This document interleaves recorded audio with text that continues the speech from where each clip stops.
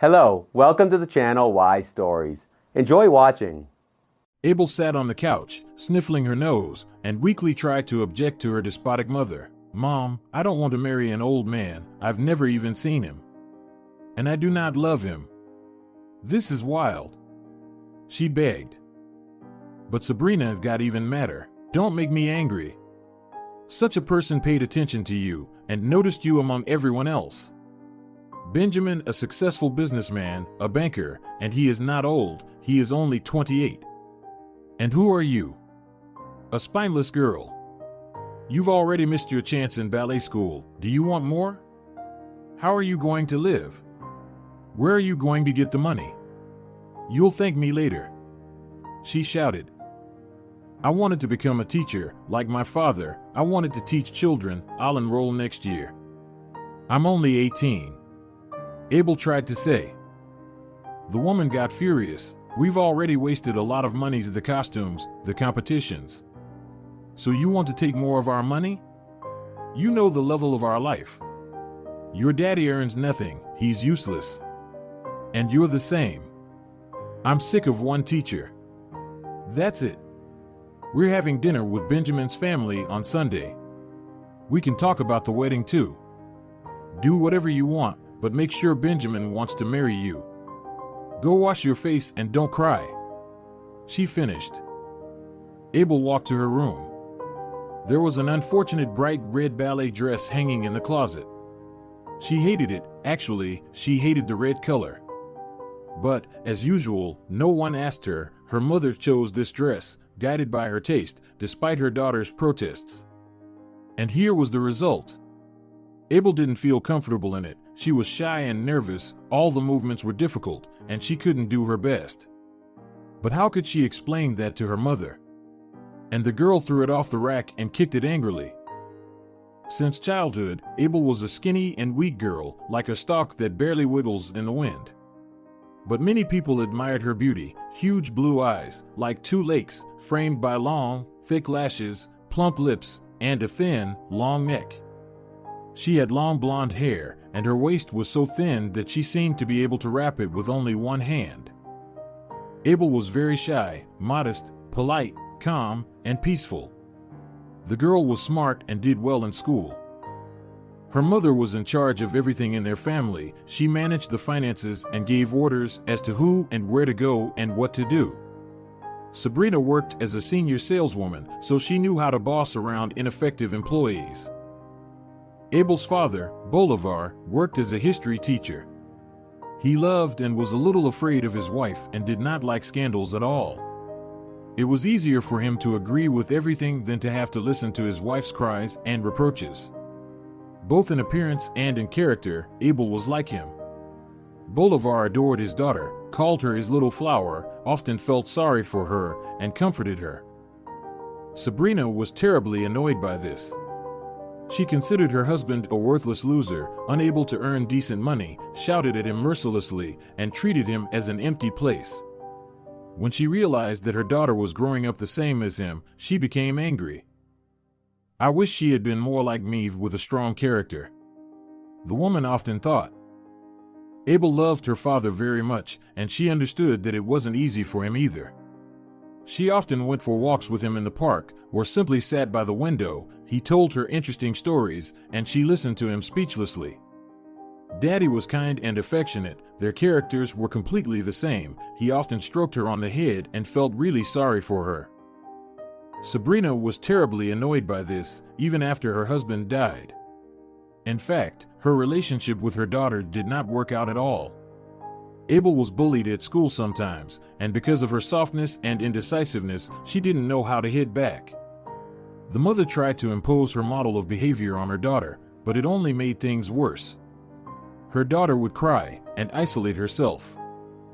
So Sabrina decided to send Abel to a ballet dancing school. She thought maybe she would get a stronger spirit there. At first, her daughter felt terribly embarrassed and uncomfortable. All her movements were stiff. But Alfonso, the teacher with great experience, found an approach to her because Abel really had talent and diligence. Patience and diligence did their job, and gradually Abel began to show excellent results. She especially liked the Viennese waltz and foxtrot. Abel closed her eyes and completely dissolved in the dance. Graceful twists, plastic and soft, feminine movements, it was so natural. Rumba and salsa were more difficult, but her dancing partner Alejandro supported her greatly. He complimented her, encouraged her, and looked at her with eyes full of love.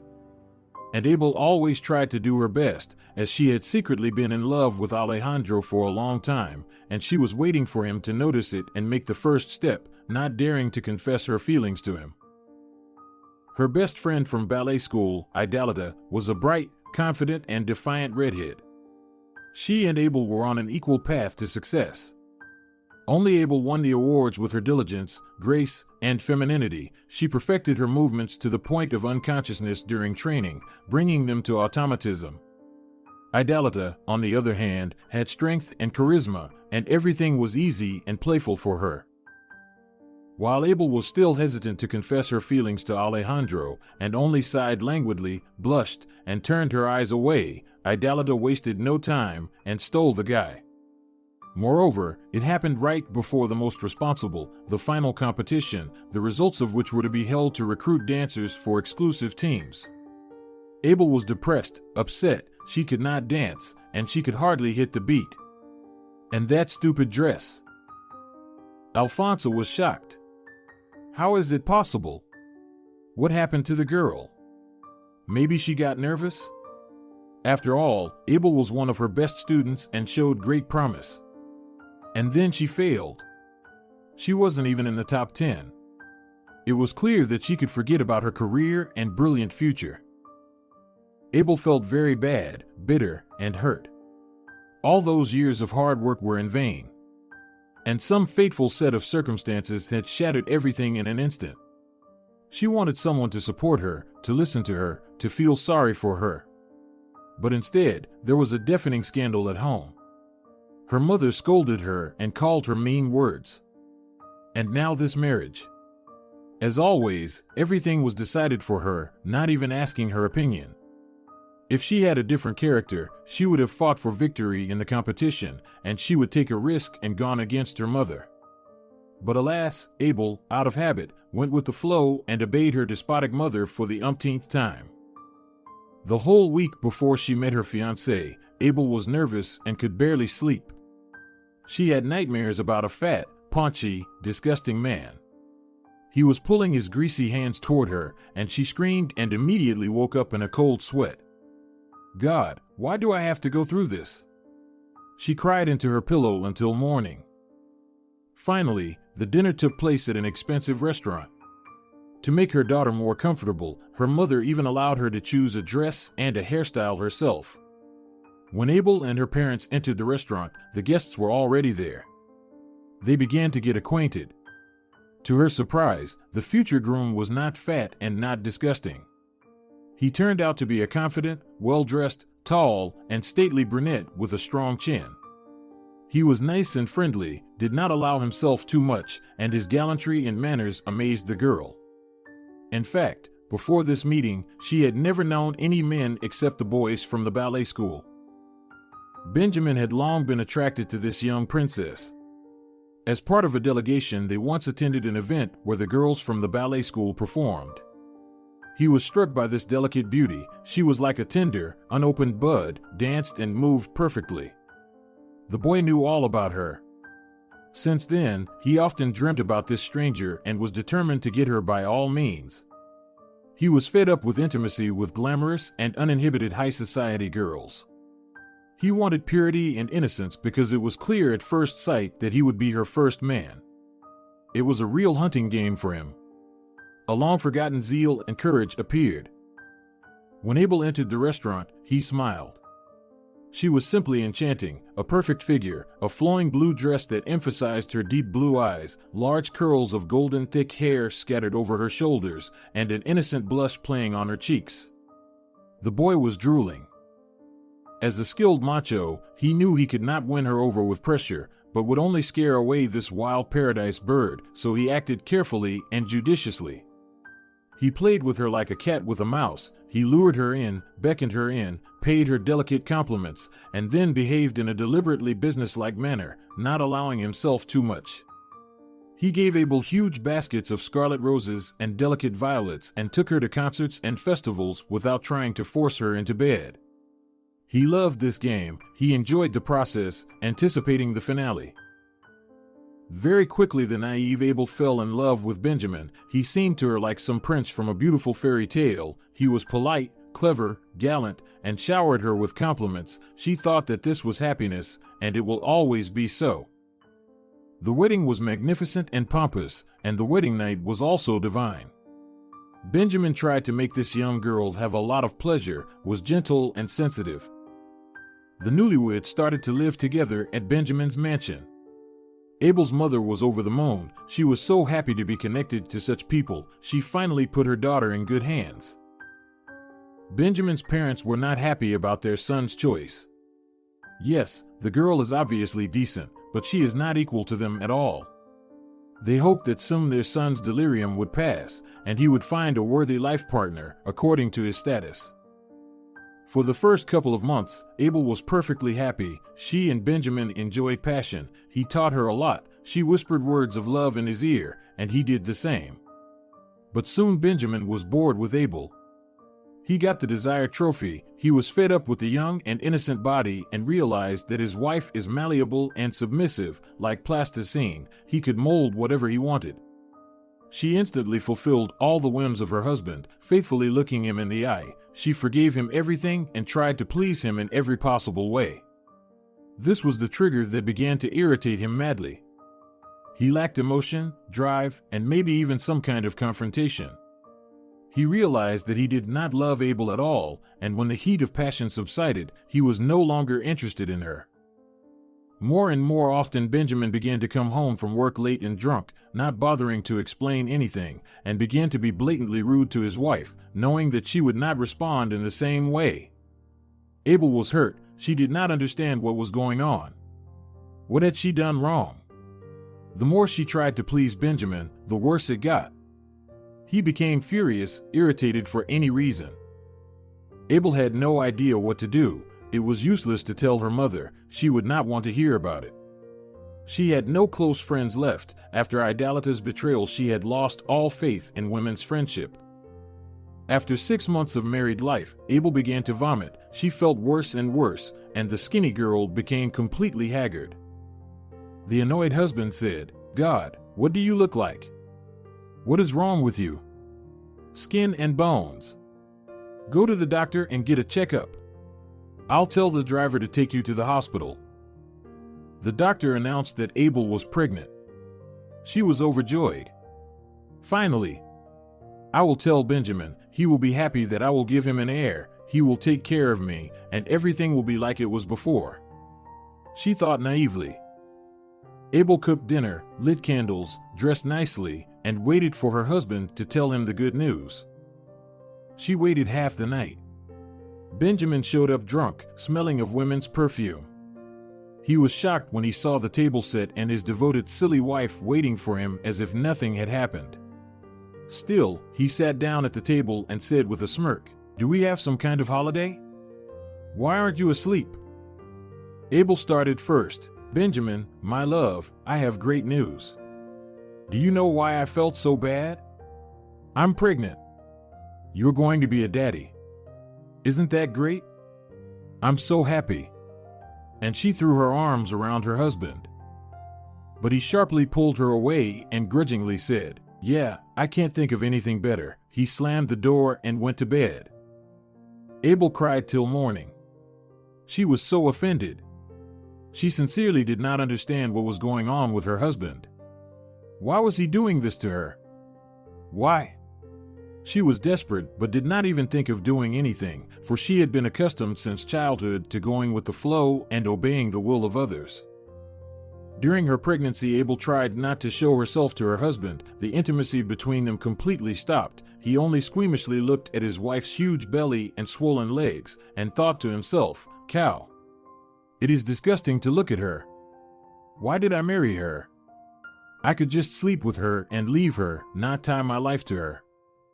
When a girl was born, contrary to the expectations of the doctors and Abel herself, Benjamin became furious. He shouted at the whole maternity ward, Didn't you say it would be a son?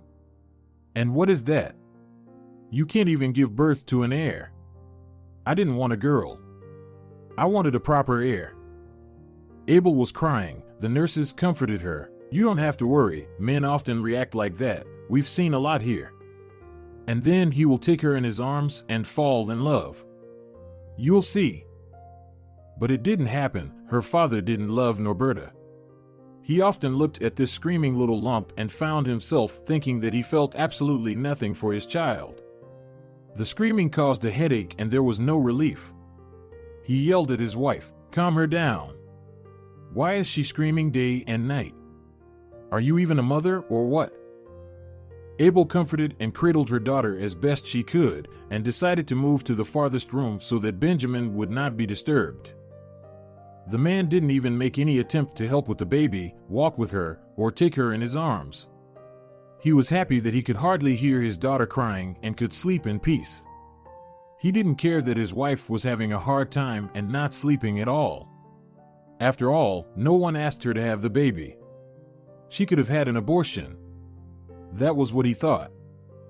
Since then, the wife and daughter became a heavy burden for the man, especially since a young, attractive hottie suddenly appeared in his circle. Her name was Augustina, the daughter of a famous businessman. Benjamin immediately fell in love with her. She was in very good shape, with big breasts and a mop of naughty red curls. She was self-confident, flawlessly and stylishly dressed, knew her worth, and knew how to impress anyone. She did not pay any attention to Benjamin. He was rich, but he was married and had a child. Benjamin did everything he could to please Augustina. He completely forgot about his wife and child. He rarely came home and didn't even try to hide the traces of his affairs with other women, and he did not pay any attention to Abel, as if she were nothing, just an annoying mistake. He treated his daughter coldly, too. It annoyed him that she was climbing into his arms and kissing him. He tried to get rid of her, quickly giving her some toys. Abel accepted the role of a servant long ago, silently and uncomplainingly fulfilling everything. Now she had a purpose in life, per Norberta. She kissed every finger of the little hand, breathed in such a sweet baby smell, and adored every mole of the baby. Norberta was a copy of her father, a tall, brown-haired, and bright girl, and her character was also not like her mother's. She realized very early that her mother loved her, but her father hated her. She sensed this, but she was not going to keep quiet. The more she asked her father why he did not love her and her mother, the more the situation in the family became tense. When Norberta went to school, the unexpected happened. The daughter felt very sorry for her mother and did not understand why she was silent, why she did not scold her father for his drunkenness, and why she allowed him to treat her this way. Abel begged her daughter not to involve in this situation. She felt it would only get worse. But Norberta, stubborn beyond her years, contradicted her. Mom, ask father why he treats us this way. I want to know the truth. You cannot cry and be silent all the time. I feel sorry for you. And she hugged her mother tightly with her little arms, trying to protect her from her sorrows and troubles. The negativity and resentment she had accumulated over the years poured out once. Apparently, there was no room for them anymore in the woman's soul. Benjamin came home from Augustina after midnight. As usual, he had seduced her and lied to her every day that he would divorce his wife. To his surprise, his wife stood on the threshold of the room and immediately, without any preamble, asked, Benjamin, we have to talk. We can't go on like this. Are you cheating on me? Even our daughter already senses that you don't love us. Please tell me the truth. I beg you.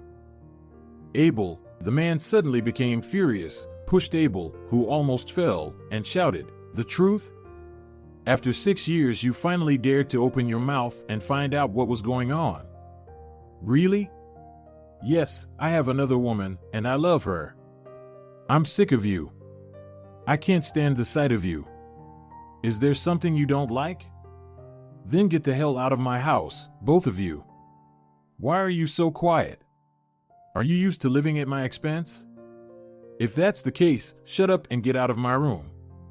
You're nothing without me, a zero. You're a failed dancer. He shoved Abel again roughly and closed the door. The woman hit her elbow hard, bent and cried out in sharp pain, but her husband did not even look back. Tears covered her eyes. She barely made it to her room. Abel was crying. Frightened by her cries, her daughter woke up and ran to her mother. They sat together, cuddling, and comforted each other. Norberta stroked Abel's hair and said, "It's him, isn't it? I heard everything. I hate him. Why won't you leave him?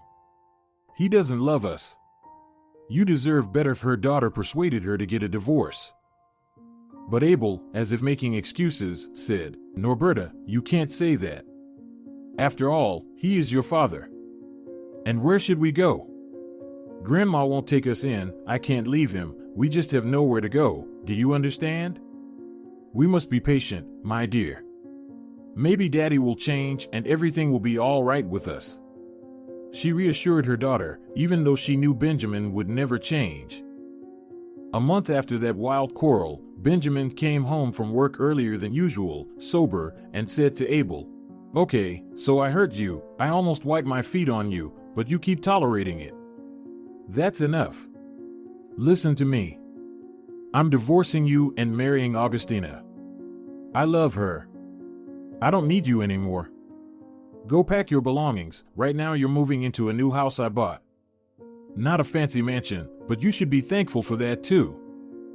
Abel went numb, and Benjamin quickly added, "Hurry up, why are you standing there? Or I'll change my mind, and you'll simply go outside."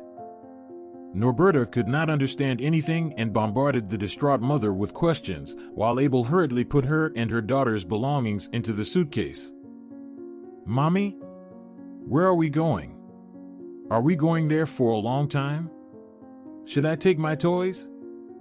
Abel didn't know what to say to the poor, frightened child, because she was no less frightened. The driver was already waiting outside. Benjamin shouted angrily, "Will it take you forever to pack your suitcase? Here are the papers for the house. Hurry up, I have no time." He gave the weeping Abel the folder. Even at such a moment, the woman attempted to humiliate herself and talk to her husband. "Benjamin, what are you doing? Think about your daughter. We are family. You can't do that. Come to your senses. What have I done to you?" The father tried not to look at his daughter. Walking out of the house, Norberta suddenly shouted out, "You're kicking us out, aren't you? I hate you. You are evil." Benjamin grinned. "You're just like your father, smart and sharp-tongued, not like your mother." They drove for a long time, for hours over bumps and potholes. The village the driver took them to was called Cadena.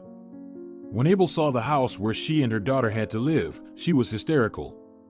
It was not even a house, but a tiny barn, all cluttered up. Doors and windows were crooked, and the fence had fallen a long time ago.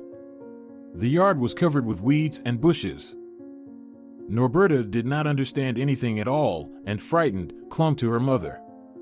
The driver unloaded their bags and said goodbye. "Goodbye, Abel. You are a good woman. The boss doesn't realize what he's doing. Here, you and your daughter will need it." He put the money in her hand. Hearing the noise, Sarah, the neighbor, came out to see who had arrived. It is rare for anyone to come to their village. She saw a young, well-dressed woman with suitcases sitting on a stump, and a girl of about 5 years old with her, frightened. And Sarah realized that people were in trouble. Sarah called out to Abel, "Hello, pretty girls. Well, don't cry, there's no use. Are you going to spend the night here? It's no good, especially with a child, and such dust. Come on, you can sleep at my place and tell me everything over dinner. My name is Sarah. And you?" Norberta answered, "I'm Norberta, and my mother's name is Abel. Our daddy kicked us out of the house and sent us here to live. So mommy is crying. He is wicked and bad." The old lady twisted her head. "What a misfortune. What kind of a monster can send his little girl into such a remote place at night? And she took the guests to her place. Sarah set the table and made tea. Her house was warm and cozy. She looked at the exhausted woman and gave her some sedative drops. Dash here, drink this, while I'll make some mint tea for you. Don't cry, darling, tell it like it is. Maybe I can help? I'm alone, not by my own choice either. My son died, and my daughter-in-law turned out to be a cunning snake. So I live here on my own. It's okay, you'll get used to it. Local people are nice and sympathetic, they won't let anyone hurt you. Abel calmed down a little, and while Norberta went to play with the cat, suddenly, she said everything that had been on her mind for all these years. She just really needed to talk to someone, so that the burden of resentment did not completely overwhelm her. The old woman listened silently without interrupting, only sighing sometimes. Then she said, "That's all right, Abel, don't be sad. Everything the Lord gives is always for the best, you'll see. You say you had a bad life with him, he hurt you. Instead of complaining, get yourself together and get your house in order, and the neighbors will help. Fate sent you here for a reason. Go to the village council, maybe they'll find a job for you. You're a smart and pretty woman. There's a school here, Norberta will go to school. You'll get used to it." 2 weeks later, Abel and Norberta already stayed overnight in their own house. During this time, together with Sarah and another neighbor, they worked very hard from dawn till dusk. They washed, painted, swept, and weeded. Abel got a job at the post office as a clerk. It was not the job she had dreamed of, but she had no choice, she had a daughter to raise. Life was gradually getting better. Norberta, contrary to Abel's fears, did not miss her father at all, she even liked rural life. The spaciousness, the river. And Abel somehow calmed down and ceased to torment herself from day to day. It was as if she had been freed from the vice that had squeezed her to the point of exhaustion. The dark circles under her eyes disappeared, and she smiled more often. One day, while delivering parcels, she saw a dirty little puppy floundering in a sewage pit. It was howling desperately. Abel left her bicycle and bag and rushed to save the poor dog. She nearly fell into that pit and got dirty, but pulled the poor little dog out. He kept howling. Abel rushed home, carrying her finding under her coat. She shouted from the doorway, "Norberta, look who I just rescued. I think something's wrong with his paw." The girl rushed over and, with both worry and tenderness, started to fuss over the puppy. Abel said confusedly, "What should we do? There is no veterinary clinic. How should we treat him?" Norberta replied, "Don't worry, Mammy. And actually, it's a girl. Go to work. And I'll feed her, bathe her, and then go to Sarah. We'll figure something out." And the little girl happily rushed off to take care of her new pet. In the evening when Abel came home, she saw a heartwarming scene. Norberta was playing in the yard, and a puppy was trying to serve a ball with her nose next to her. She turned out to be very cute, white with red spots. Abel laughed, and Norberta said, "Mommy, I named the dog Rosarita. She will live with us, since you found and rescued her, right? Look how smart she is. Rosarita, throw me the ball." The girl told. And Rosarita really threw the ball with her nose. So fun. Since childhood, Abel had taught Norberta to dance. She did not force her, rather, it was for fun. They often turned on the music and waltzed together. In the village, as a matter of habit, they continued evening lessons. Norberta learned everything instantly, she was really gifted. Sarah often watched them dance and was amazed at how skillfully they did it all. When Norberta went to the second grade, there was a dance competition at school and she was chosen to participate in it. The girl was over the moon and wondered how everyone knew that she could dance. She had no idea that it was Sarah who told the principal how brilliant Norberta was at dancing. An important committee was to attend the competition. They were looking for talented children to join their team. The daughter got worried. "Mommy, what am I going to wear? I don't have a dress for the competition." Everyone else will be beautiful, but what should I do? Abel smiled. Let's go, Norberta, let's design an outfit for you. She rummaged in her closet and pulled out the bright red dress her mother had once bought her. The daughter opened her mouth in amazement. What a beautiful dress. Mom, is it yours? Only it's too big for me. Abel took a sewing machine out of the closet. What are our hands for? Let's make you the best dress ever. Maybe this dress will bring you luck. The dress was a success. The red color suited her daughter very well because she was a bright brunette and her temper was burning, just like her father. Norberta performed brilliantly and won one of the top positions. Hall gave a standing ovation. Abel clapped her hands and cried with joy and proudness, remembering her performances and prizes. Backstage, a handsome gray-haired man of about 45 came up to them, limping badly on one leg and rubbing his back. He introduced himself. Hello. Was it your daughter who danced the Viennese waltz so brilliantly? Who was her teacher? This is the first time I've seen such a professional technique. Bravo. My name is Raphael. I'm a member of the committee and the owner of the Todd's Dance Studio. Have you heard of it? Abel gasped. Of course, she heard of it. Not only heard, but wanted to get there. The performances of this team were known all over the world. She even felt embarrassed. Hello. I'm Abel.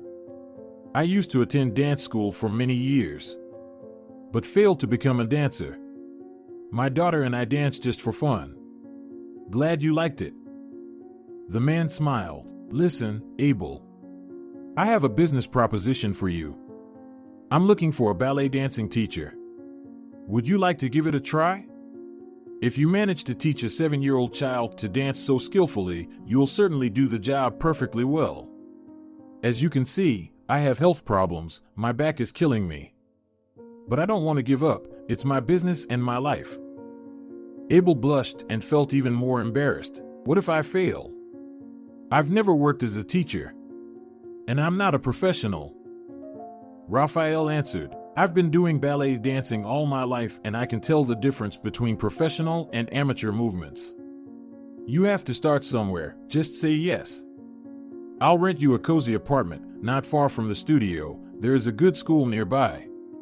What are you doing in this remote village? Norberta, who was silent until this moment, could not bear it. Mom, just say yes. There's nothing to think about. Raphael, we accept this offer. Don't listen to her, she is very clever, and she's a super dancer. But she's very shy. Raphael laughed. Abel thought, well, why am I afraid of everything in the world?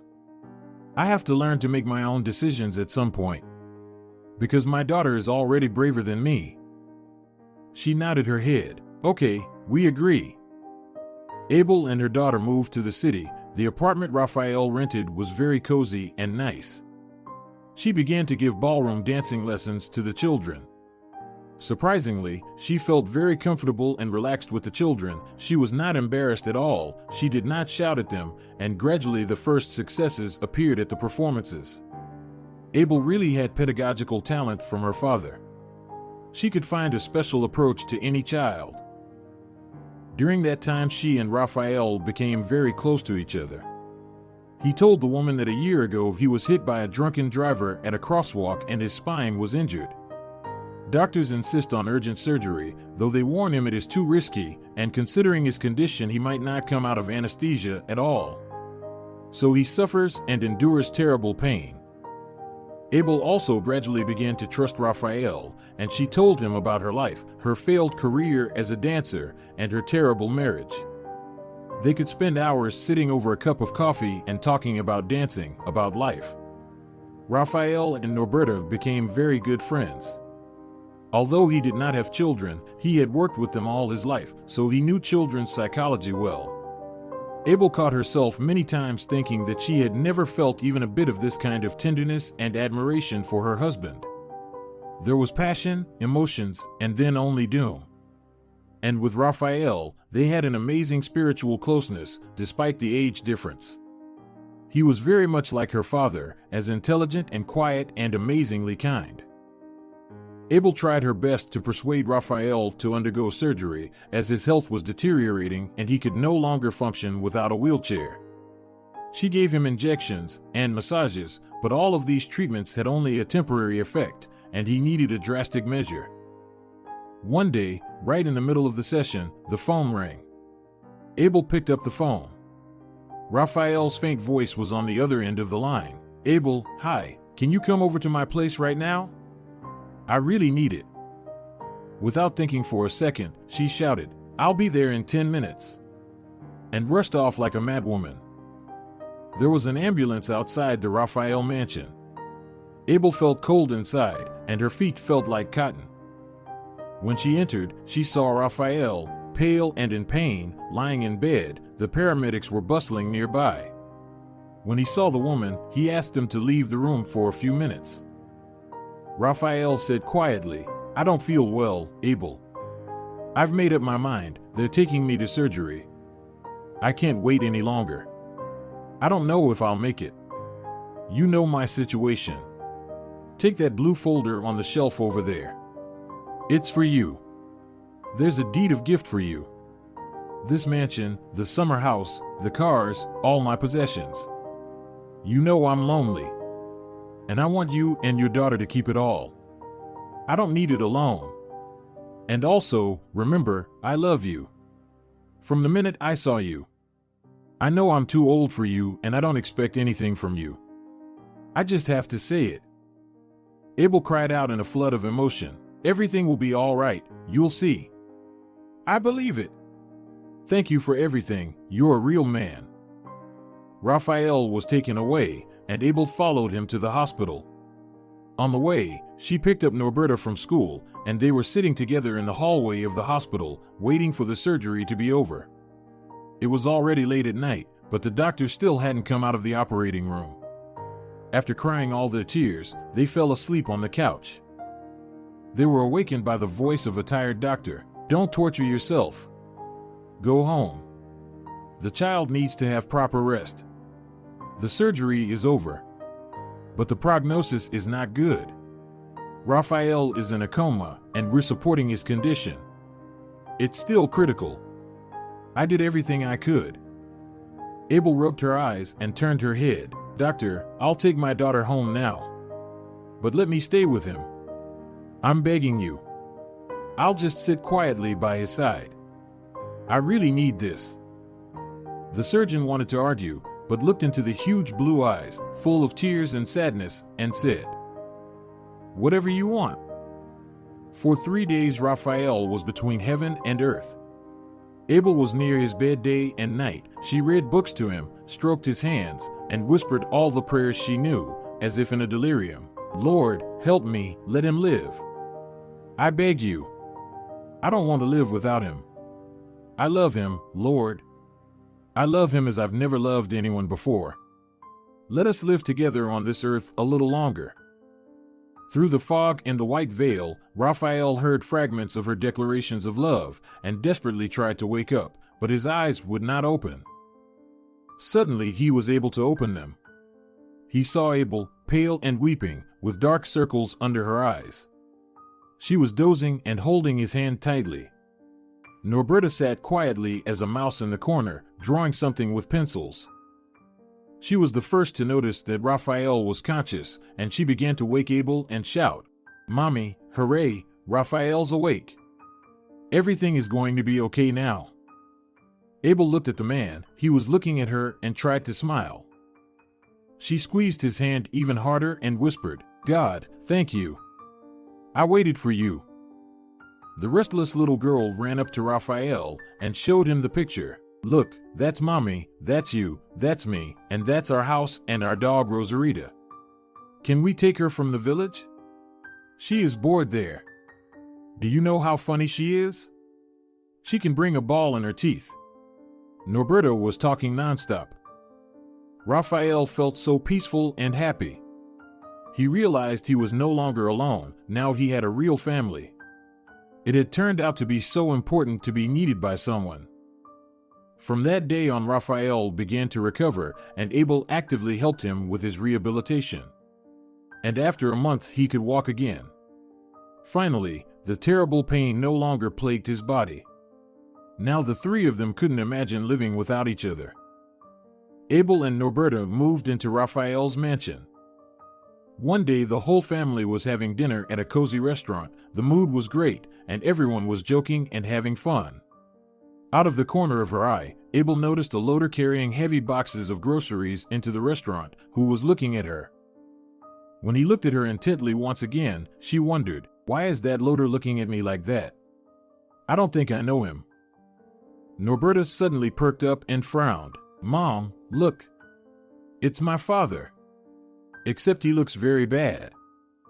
Abel did not want to meet or communicate with Benjamin. The memories of his abuse was too painful for her. She would never talk to him again if it weren't for Norberta. The restless daughter ran up to him and asked loudly, "Hello, Daddy, don't you recognize your daughter?" Benjamin became ashamed and embarrassed, and he murmured, "No, Norberta, of course I recognized you. You have grown so much. You've become so beautiful. I just didn't want to disturb you." Norberta did not calm down. "Raphael, meet my dad. He kicked me and my mom out of the house. Isn't that great?" The little girl sneered. Benjamin blushed and hissed at his daughter. "Norberta, darling, let's go outside and talk, not in front of strangers. I'll explain everything to you," and he hurried out of the restaurant when he saw that other people were looking at them. Abel and Raphael also left. The woman didn't want to leave her daughter alone with this monster. Trying not to show her nervousness, Abel asked in a casual tone, "Benjamin, why are you here? You are an entrepreneur, aren't you?" The man got quite upset and mumbled, "You see, Augustina left me, bankrupted me. She made such a cunning plan with her father. I was left with nothing. They took the house for debts, too. Now I'm working as a loader. I could hardly get a job. I sleep here, in the back room. I don't know what to do next." Abel didn't know what to say. On the one hand, she shouldn't have felt sorry for him because he had hurt her so much. On the other hand, if not for him, she would never have met Raphael. And once again, the brave little girl solved the problem. "Mom, let Daddy live in the house he gave us. It's empty anyway. He'll like it there." And she laughed merrily. Abel said quietly, "You can live there if you like, I don't mind. By the way, meet my husband, Raphael." Benjamin said quietly, "Well done, Abel, you've achieved great success. There are posters with your performances all over the city. Can I visit Norberta sometimes?" he asked. But once again the daughter surprised everyone and answered briskly, "Don't you want to ask me first if I want to see you? Don't visit me. I have nothing to talk to you about. I have a real dad, Raphael. He would never hurt me and my mom or kick us out. Mom, let's go. We need to buy food for Rosarita." And she pulled Abel by the hand. The three of them walked away. Norberta was murmuring something cheerfully to Raphael, who was laughing and holding her hand. Abel looked so happy and confident. "What an idiot I am. I've been such a narcissist," Benjamin thought. "What was I missing? A loving pretty wife, a daughter who looks just like me. And I lost everything for that rascal Augustina. And now my Norberta thinks a strange man is her father. She loves him. And she doesn't need me at all." There was a shout from behind. "Benjamin, where the hell have you been? Do I have to carry the load alone?" His workmate was indignant. At the end of the shift, out of habit, Benjamin bought a bottle of liquor and drank it with his workmate, complaining about his unjust fate. And Abel walked along thinking, what a blessing that Benjamin had kicked me out that day. Otherwise, I would have suffered with him all my life. She snuggled up to her husband and whispered, "Thank you for everything, my love." If you're enjoying it as well, leave a like and subscribe.